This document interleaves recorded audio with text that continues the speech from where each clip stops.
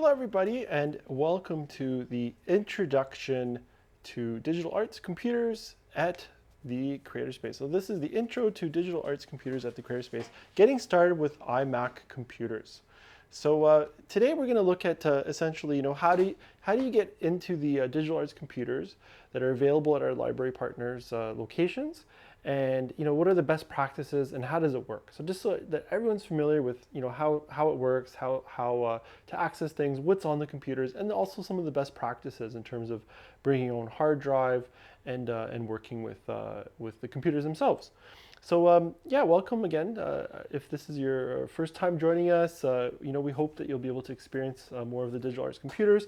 Also, as libraries have, all our partners have longer hours now and access. We really encourage everybody who's been watching some of these workshops, or if you're interested in the digital arts, to go and explore these digital arts computers.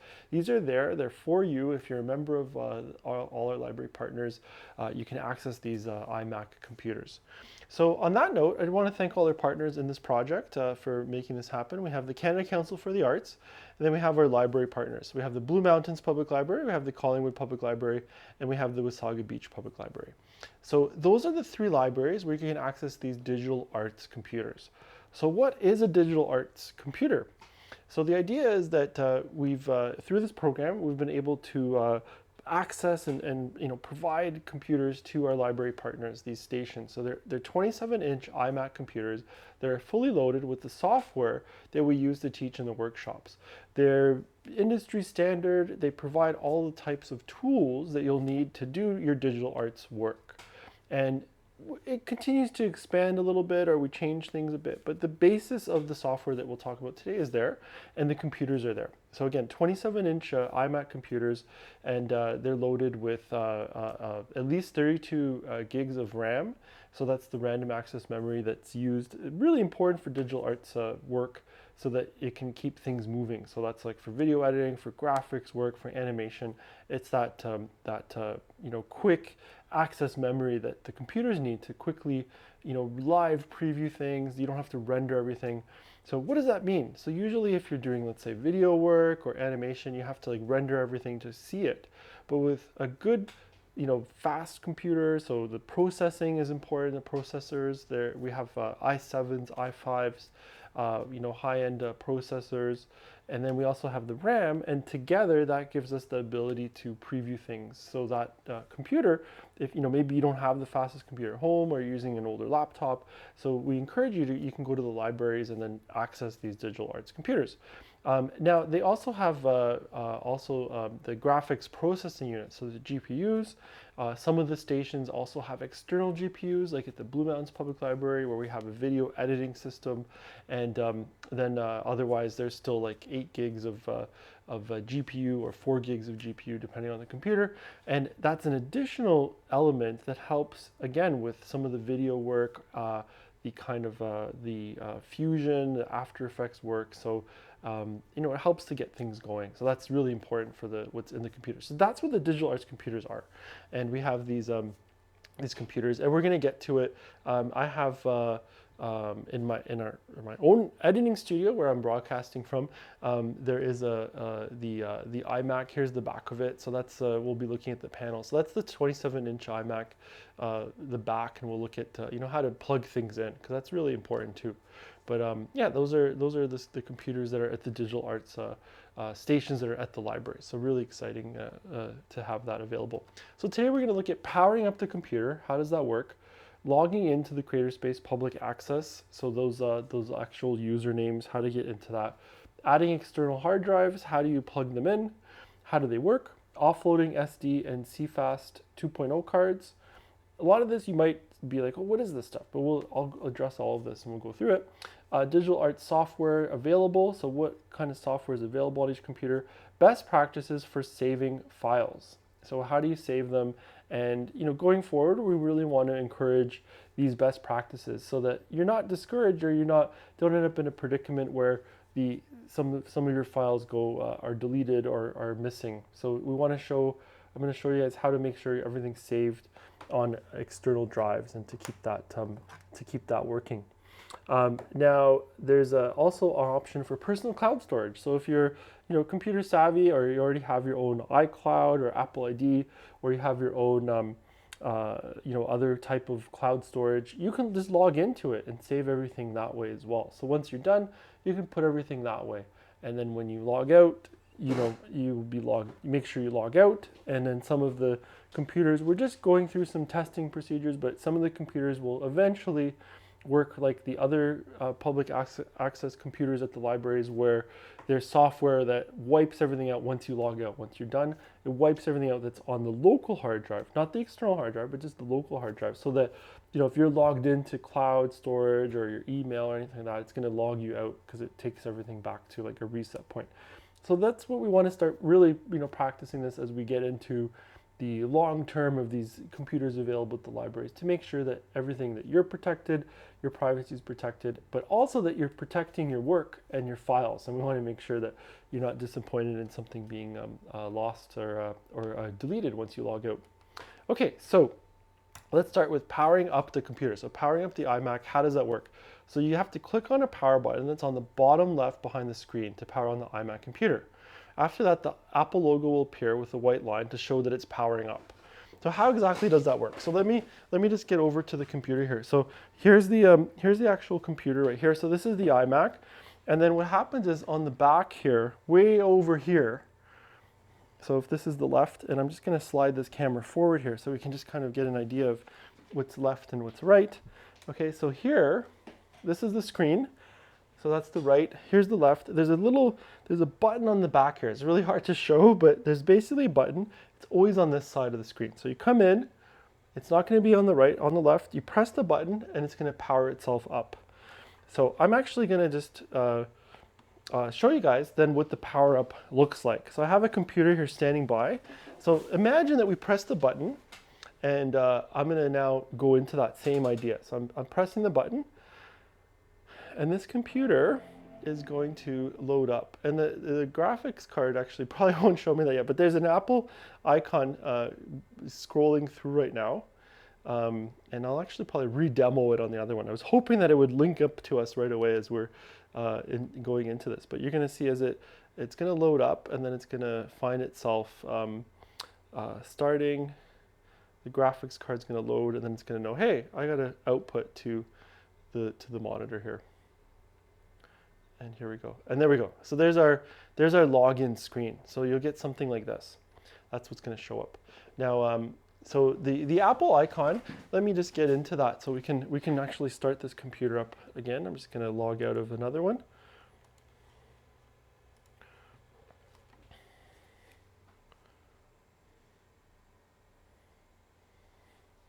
And so I just want to make sure everybody's really comfortable with getting these computers started when you get to the computer stations at the libraries. So I'm just shutting down the one, and we'll get into that process afterwards. Okay, so here we go. So here's the computer, totally turned off. This is what your 27-inch iMac is going to look like at the computer labs. And then, so again, I'm just going here. I'm going to press this button. Just one press, and it's going to launch. You're going to hear hard drive starting to spin and move. And then from here, we're going to get the Apple icon. I just want everyone to see that. The Apple icon, there we go. So you see the Apple icon, and then there's a white line, and it's going to just load itself up, and we're going to get into a launch screen. And then from there, we take ourselves to here.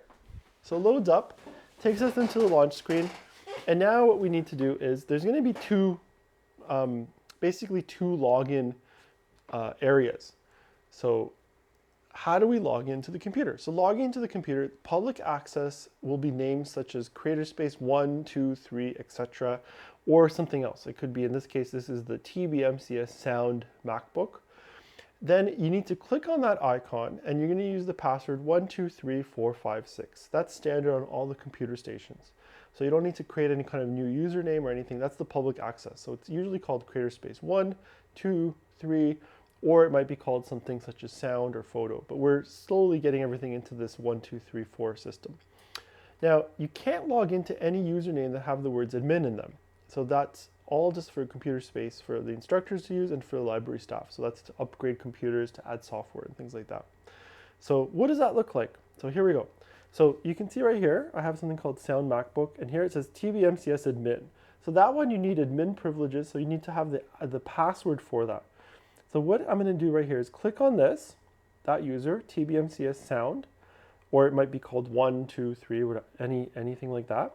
And now I'm going to just type in 1, 2, 3, 4, 5, 6. Then I'm going to hit return on the keyboard, and it's going to load everything up. And this takes a couple seconds, and one little spinning wheel, we're going to get it right in here. It's going to load itself up. And then you're logged in, and from that point, here's the login right here. Oops, we're going to just get out of these. So what's always important is, so once you're logged in, there might be some update messages or anything. You can just ignore anything like that because there's regular, startup processes and things like that. So if there's anything like, hey, you need to update this, don't worry about it. You can just click and ignore that. It might prompt you for these types of things as well. So here we go. Okay, so here we go. Here's the home screen. You'll see something like this, or you might see the CreatorSpace logo, and that gets us into the initial home screen, and then all the different software. Okay, and then from there you have all the little software icons and so on and so forth. So that's how you log into it. So again, you just log in 1, 2, 3, 4, 5, 6. Okay, so adding external hard drives. So you can add your own external hard drive to any of the available USB 3 or Thunderbolt USB-C ports on the back of the iMac. The Macs can read all the formats of drives, but you can only write or save to drives that are Mac formatted or that use the universal exFAT format. So again, there's, you can have the hard drives that are actually Mac formatted. So let's say you have like an external hard drive such as this. This can be Mac formatted, or it can use the universal exFAT format that can then go onto a Windows computer or a Mac computer. So if you need to use both computers, let's say you have a Mac, you're using the Digital Arts computers, which are all Mac computers, and you have a Windows computer at home, then you'd want to format it into exFAT. If you have an Apple computer or laptop and you're going to use the Digital Arts computers, I'd recommend having it as an Apple formatted hard drive. And that way you're just using it between the two Apple computers. Now, how do we deal with this? So let's look at plugging it in, and then I'm also going to look at how we can do formatting of hard drives. So I'm going to take us over to the iMac over here, and we're just going to do some. We're going to plug it in. I'm just going to get myself a cable so it can get plugged in. Here we go.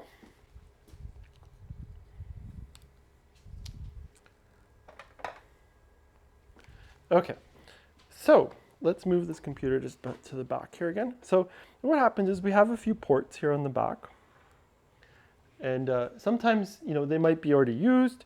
So you just got to find what's available. So here's here's a available USB-C. There's also these are USB 3 ports, sorry, and then there's USB-C ports. And in this case, they're both being used on my computer, but on the Digital Arts computer stations, there should be one available for you to plug in Thunderbolt 3 or USB drives.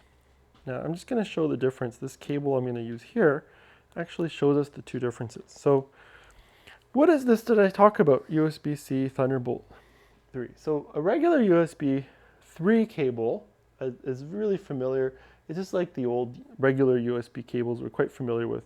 There's a bottom plastic and a top. It has to be plugged in a specific way.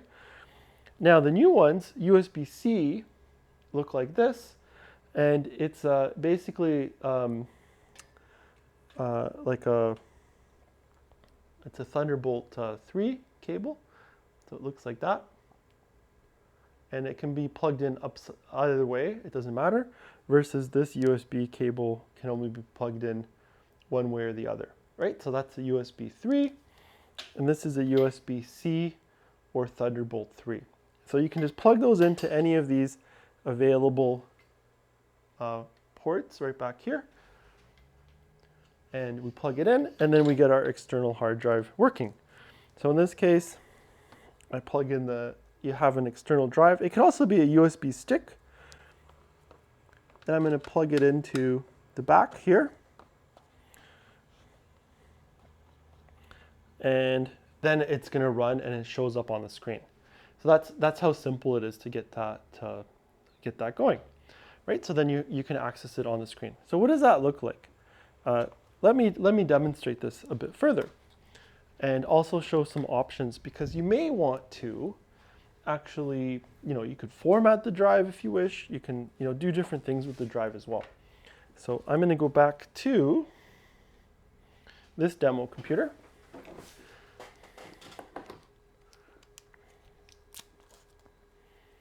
And I want to show you guys what this is going to look like. So once I'm going to plug it in to an available port.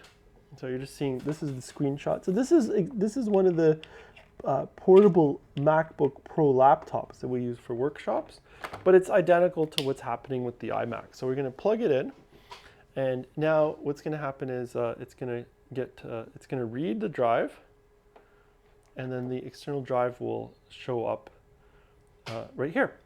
So you can see it showed up right here. So this little yellow thing, that's the external drive right there.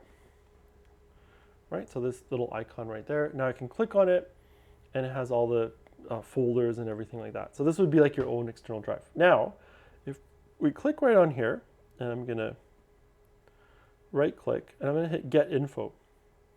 And this is gonna tell me all about what the drive is.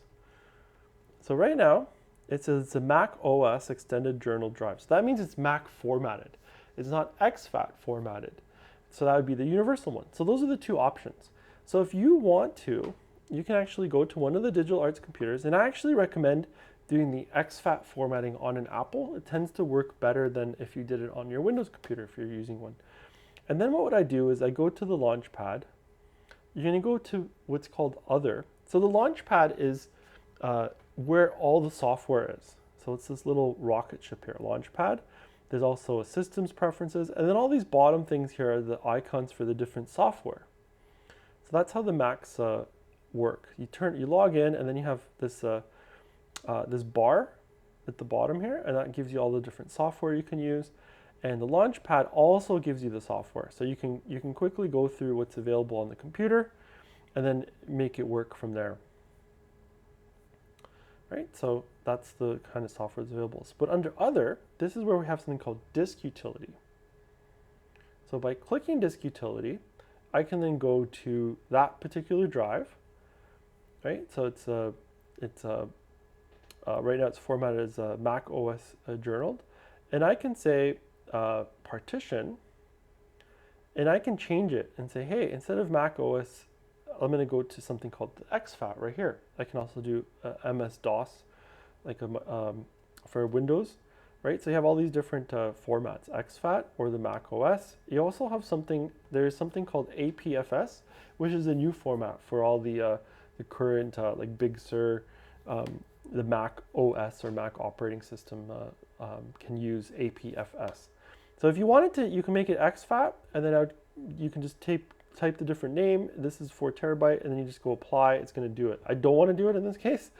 So I'm going to just cancel, because I like the drive, everything that's on it the way it is, and that's it. So that's how you would simply deal with that. Now there's two ways. You can right click, you can hit eject when you're ready to eject the drive, or you can have I always like this fun thing, you drag it to the trash can and it ejects the drive, and then it's ejected. So then when you're done, that's how you would eject the drive. So that's some of the main things, adding the external hard drive. So then, offloading SD and CFast 2.0 cards. How does that work? So that's a really simple procedure. So I'm going to go back to this other computer here. And what you do is you take your SD card, and there's an SD slot that's right in the back here. And you simply put the card in, and it's going to read just like it does the external hard drive. So it shows up on the screen. And then from there, you can access the files just like any other type of hard drive. And then you just take those files and you can drag them over into another folder. Okay, the other thing you can do is you can take, this is going to come, there's a CFast 2.0 card reader. This comes with your Blackmagic kits. So this is the CFast reader. And then there's a USB cable. So it's like a little mini like hard drive reader, and you have to put the card in there. So I'm just going to show you guys how to put the card in, and then we're going to do an SD card demo in terms of getting the files off of it as well. Okay, so then here is your CFast 2.0 card. You'd simply put it in here, and then it's going to read it and show up as an external hard drive, just the way I demoed a second ago. Okay, so let's go back to this other computer. And so I'm going to put in the SD card.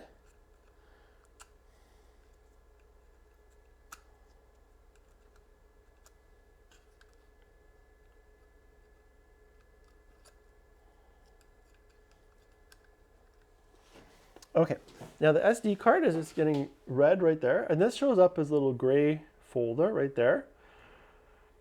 And then this has any of the files in it. So that's what it would look like right there. So if you had files in it, that's exactly what it would look like. So let's just put in let's just show you guys a little bit about moving files. So let's just say this was a project on the SD card. So that's, I'm just dragging folders over. You can also do Command C to copy and Command V to paste. And that's how you just move files over. I like to visually just drag and drop them into different folders. And that's how you can save everything from one to the other. Okay, so that's how the SD card would show up. It would be like, okay, here's my file. And I go, okay, I want to put it onto the external drive. So let's look at how that would work. So let's plug in the external drive one more time. So I'm plugging it into the USB-C port. It's going to show up in the top here. Just needs a second to read. Here we go. Okay, and this is how, so I'd open that up, and then what I like to do is just have these windows open, and then you simply just drag it over to the other drive, and you can see it says copying. There's a little copy icon, and that's how you copy things over in using Mac OS. So you can see it's really visual, it's really simple, straightforward. Now the other big thing is that everything is a little bit opposite. So you kind of have things on the left versus in Windows, things are on the right. So you can close these windows just like you can minimize, you can close, and you can maximize them. So this would be entering full screen. This would be getting out of full screen. This would be minimizing it. So it goes down here to the bar, bring it back up, click on it, and I can go red to close these. There's a little Apple icon at the top here. That gives you information. So about this Mac, for example, it's going to say, hey, this has Mac OS Catalina. And then it says, okay, it's a 2.3 gigahertz, 8-core Intel Core i9, the MacBook Pro, 32 gigs of RAM, and then it has a 4 gig Intel, a Radeon Pro graphics processing unit. So it has that, plus it has a regular Intel UHD graphics card, 1.5 gig for the general computer to run as well. So it has a dual drive, if you will, of graphics cards. So one is specifically for software, one's for the computer's monitor. So that gives you that information. That's where you can always find all the information about the Mac as well, just up here, the icon. And this gives you system preferences and so on and so forth. Okay, so let's move along. Digital art software, what's available? So on each computer, you'll have digital art software. So there's gonna be a bunch of software loaded. This includes Blackmagic DaVinci Resolve Studio, the full studio version, video editing software. That's so nonlinear video editing software. We also have the 3 Affinity pieces of software. So we have Affinity Photo, and that's just like Photoshop. We also have Affinity Designer, so it's just like Illustrator. We have Affinity Publisher, that is just like InDesign. Then we have Blackmagic Fusion, which is like After Effects. So these are all the Adobe products. So we have other software. Blackmagic Fusion is actually a little bit more of a blend. It goes into 3D modeling, but it gives you the same elements if you're looking for something like After Effects. Then we have Blender, which is 3D modeling and animation. That's available for free. We put it on the computers, but you can also put it on your own computer at no charge. The Blackmagic DaVinci non-studio version is also something that can be loaded for free. We put the studio version, and that gives you unlimited resolution, so you can go, more than 4K if you want to. Now, Final Draft, we have a screenwriting software that's available, that's put on there as well. And then we have the DCP-O-Matic film mastering for DCP that's used in festivals and theaters. So let me just show you guys what this software looks like. I just got to switch over here quickly. And what's great about the software is it's, we have a ton of videos now. So if you go to our website, tbmcs.ca, you can find links to our YouTube channel. And on the YouTube channel, you can find, we probably have about 100 videos about all the different software, like installing it, all this kind of stuff that will help you get started and get going.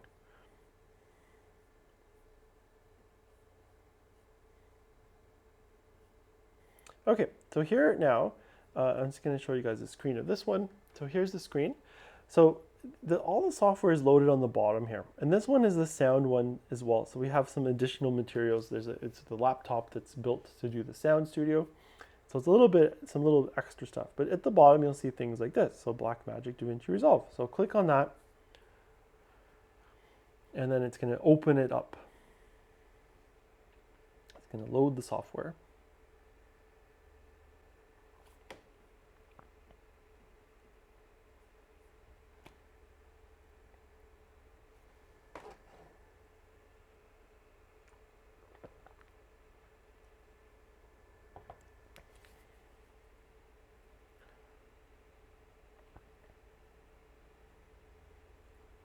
That's how you're going to find each piece of software. And this is just saying that, hey, there's an update and so on. So then you just click on this and we'd go from there.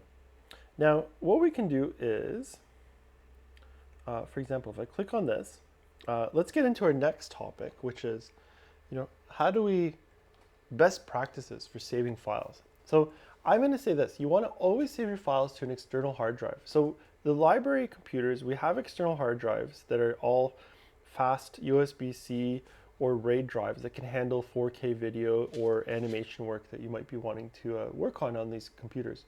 These will be either at the computers or you sign them out when you go to the computer station with the library. So you get the external hard drive. So that's the provided external hard drive.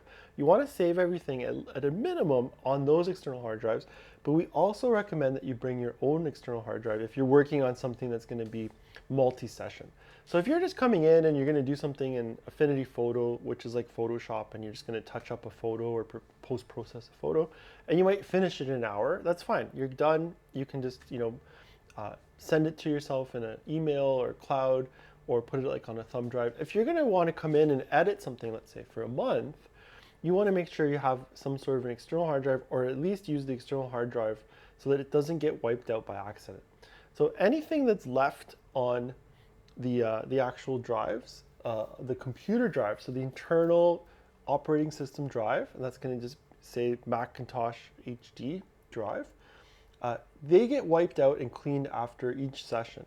So nothing on that is guaranteed to be saved, and it will most likely get wiped out. So if you happen to save something, let's say on the desktop, it will get wiped out. So you don't want to be saving things on a desktop. You want to always put everything onto an external hard drive.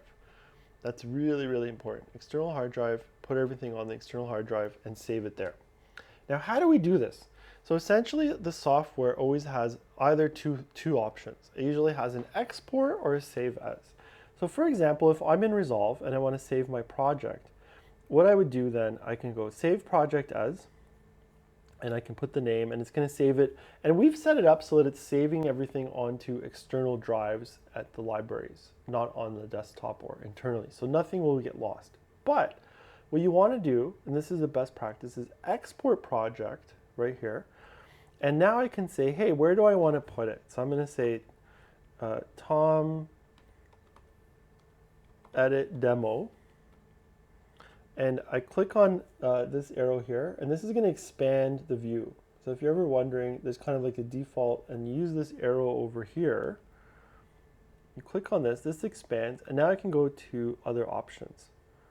And it's going to say, hey, it wants to access removable drive. And I can say here, new folder, this is my external drive. So I've gone to the TBMCS webinar drive, Blackmagic editing projects. And it's not big because it's not saving the media. It's just saving the project file. So I go save, and there's nothing in this project. So it's not gonna, it has nothing to save because it doesn't even exist. But that's how we would save it. So then on another note, I'm just gonna quit out of this. So anytime you wanna quit, it's a command Q, or you can usually hit this, this like red icon up here, and this is gonna also quit you out of the project. I'm just gonna go quit on that. Okay, so then another project, for example, if we're doing, so let's say designer, and I'm just gonna open that up, Affinity Designer. So if I'm opening up Affinity Designer, so you just click on it once, it opens up the software. That's how all the software works on the Mac. And I'll show you guys now, there's also the save as function, and that's the other option that you might want to use. So I'm just gonna start up here, start. It always takes just a second to load up the software, so just bear with me here.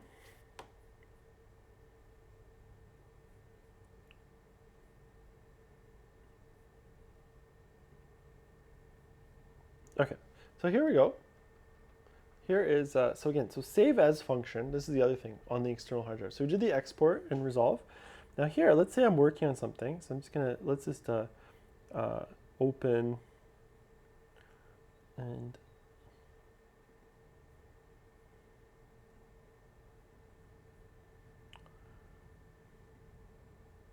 yeah, let's just create something new. So I'm just gonna go, okay, let's do this. And I'm just gonna put a little pencil line like this. Okay, so that's what I've created. Great. This is, again, just technically how do we save things. So now I can go save, but what I say is, I'm gonna recommend here is go save as, because we wanna name it. And you can see right here it's saying desktop.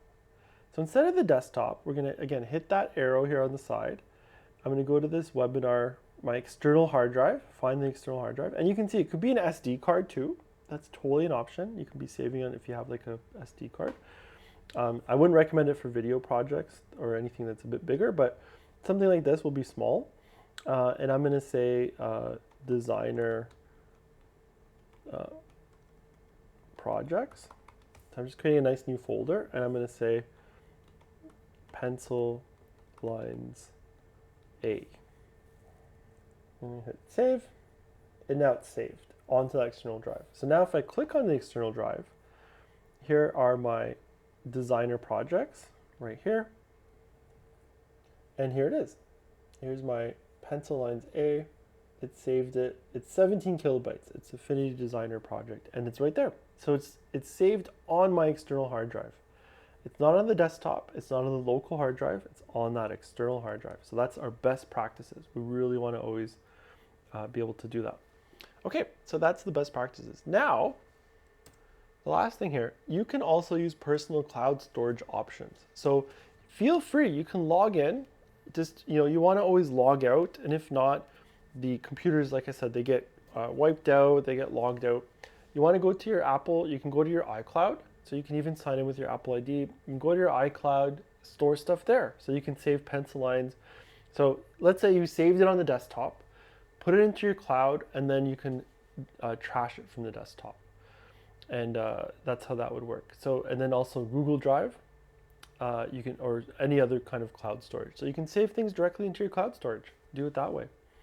So just one more thing. So what happens if, let's say I put pencil lines, I'm gonna just put on the desktop here. So what happens if it's on the desktop? I just wanna give you guys this. So again, I'm gonna just quit out of the software, hit that red button there. So you can always clean anything up. You just put things into the trash. And then you wanna right click and empty trash. When you want to do it, it's gonna say, hey, are you sure you wanna erase everything? Yes, empty trash. So throw everything in the trash as you're working. Again, just to protect your privacy, your projects. If you're done with stuff, put it in the trash. Once you've put it onto an external drive or a cloud drive, put it in the trash, then it's gone and you don't have to worry about it. And the last thing, you've had a great session, you've saved everything, you're on your way with the work, your digital arts project. You want to be able to shut out. So you can then you can log out, but also if you go to shut down, you simply go shut down, it's going to shut down. It just takes a couple seconds, and then that's how you'd get out of it. So once you're done, you can just shut it down, and then the next person will come in, they can start the computer up and get things going again. So that's exactly all you need to do is to get started with the digital arts computer stations at the Creatorspace. And on that note, I want to thank everyone for joining us. Thank all our partners, Canada Council for the Arts, our library partners where you can access these computers, Blue Mountains Public Library, Collingwood Public Library, Wasaga Beach Public Library. If you have any questions, you can email me, tom@tbmcs.ca.